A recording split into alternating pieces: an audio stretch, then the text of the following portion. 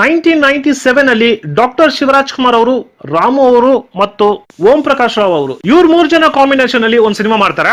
ಆ ಸಿನಿಮಾನೇ ಸಿಂಹದ ಮರಿ ಅನ್ನೋ ಸಿನಿಮಾ.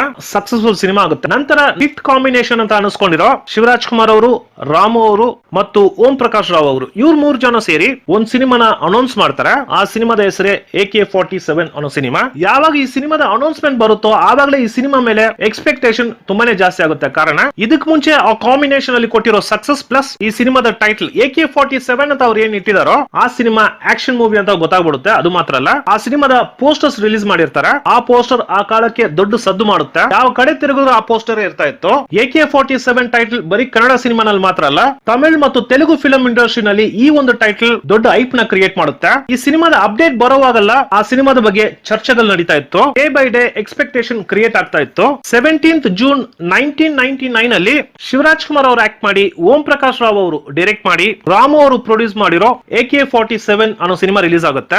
ರಿಲೀಸ್ ಆಗಿರೋ ಎಲ್ಲಾ ಥಿಯೇಟರ್ ಗಳಲ್ಲೂ ಹೌಸ್ಫುಲ್ ಹೊಡೆಯುತ್ತೆ. ಅದು ಮಾತ್ರ ಅಲ್ಲ, ಕಂಟಿನ್ಯೂಸ್ ಆಗಿ 4 ದಿನ ಹೌಸ್ಫುಲ್ ಶೋ ನಡೆಯುತ್ತೆ. ಆ ಸಿನಿಮಾದ ಫಸ್ಟ್ ಡೇ ಕಲೆಕ್ಷನ್ ಏನಿದೆಯೋ ಶಿವರಾಜ್ ಕುಮಾರ್ ಅವರ ಫಿಲಂ ಕೆರಿಯರ್ ಅಲ್ಲೇ ಅದುವರೆಗೂ ಕಲೆಕ್ಟ್ ಮಾಡಿರುವಂತಹ ಸಿನಿಮಾಗಳಲ್ಲಿ AK47 ಫಸ್ಟ್ ಡೇ ಕಲೆಕ್ಷನ್ ಯಾವ ಸಿನಿಮಾನು ಮಾಡಿಲ್ಲ.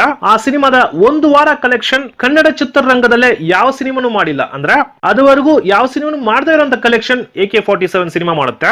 1 ವಾರದಲ್ಲಿ 2 ಕೋಟಿ ರೂಪಾಯಿ ಕಲೆಕ್ಟ್ ಮಾಡಿರೋ ಮೊದಲನೇ ಕನ್ನಡ ಸಿನಿಮಾ AK47 ಸಿನಿಮಾ ಆಗುತ್ತೆ. ಆ ಸಿನಿಮಾನ ಹಿಂದಿಗೆ ರೀಮೇಕ್ ಮಾಡ್ತಾರೆ, ತೆಲುಗುಗೆ ರೀಮೇಕ್ ಮಾಡ್ತಾರೆ.